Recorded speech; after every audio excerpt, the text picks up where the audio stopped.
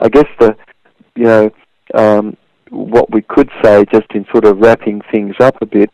is that there is an ancient past that we have, and that it's possible for people to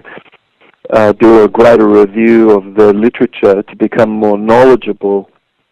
as to how this past has affected us in the way we are today.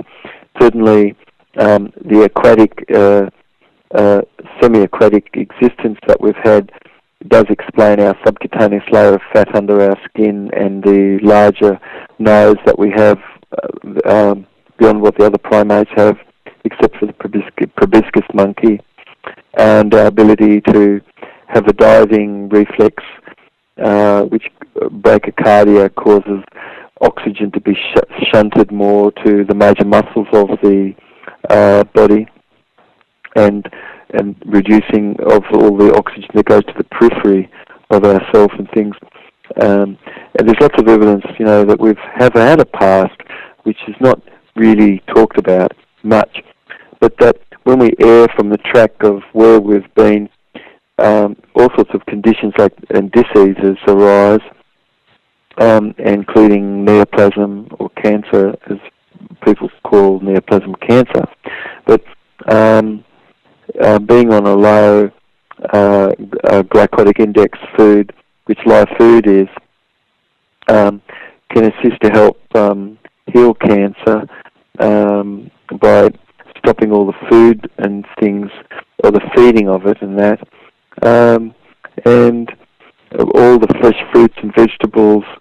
that we did have all break down into a monosaccharide, which is a sugar which is managed by our liver, whereas, of course, the more modern fruit that people are eating, certainly the banana and the pineapple and dates and even raisins and things, they have such a very high glycemic rate,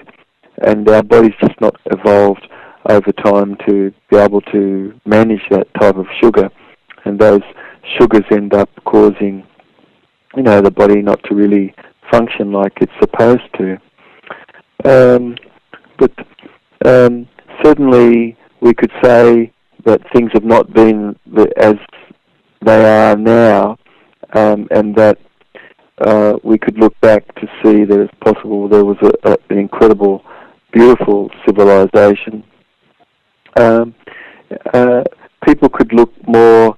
into our ancient past and avail themselves more of a review of all the literature that does exist to come up more with a deeper insight into things. We could learn, of course, that our planet, which today is third around the sun, was not always in that orbit, and it's only in the last 2,000 years that it's arrived in the orbit that it is today. But the metallic vase that we talked about, that was blown out of Precambrian rock at Dorchester in Massachusetts, the blast that blew it out was just a very immense blast, and a huge amount of rock, some weighing several tons, but the scattered fragments in all directions, and among all those fragments that was blown out, a metallic vase was picked up that had been put into two parts, as a result of the rent asunder by the explosion. But when you put the two parts together, it formed a beautiful bell-shaped sort of a vessel, which was about 6.5 inches at its base, and 2.5 inches at the top, and about 4.5 inches sort of high, and it was about 1/8 of an inch thick. But that the body of the vessel sort of was resembled sort of a zinc type of a colour, and it was a composition metal that people made in antiquity, and there was a considerable portion of silver in the vessel. And on the side of the vessel were beautiful figures. There were 6 figures on the side of the vessel, a flower or a bouquet. It was beautifully inlaid with pure silver, and around the lower part of the vessel a vine sort of wreath was also inlaid in silver. What does this tell us about where we came from? I think that it's a brick that just doesn't fit quite in the world that we've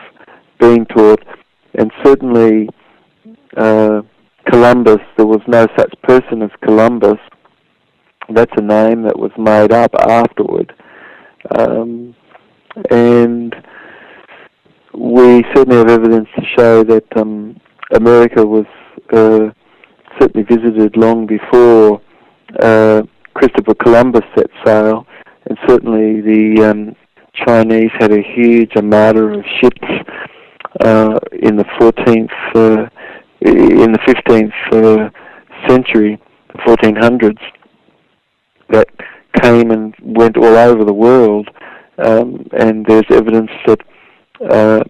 of a river, way up deep in California, that has a lot of agriculture and things, which really is more Chinese, and so it's amazing, isn't it? I think that we just have a past, an ancient past, which we really haven't been exposed to, but that upon our exposure more to topics like this, our mind can become more broadened, and we could start to be considered that what we're taught and what's in the books and things can be not correct, So anyway, love to all of you who are listening to this program, and stay tuned for some more really great and fabulous information coming up. Love you guys.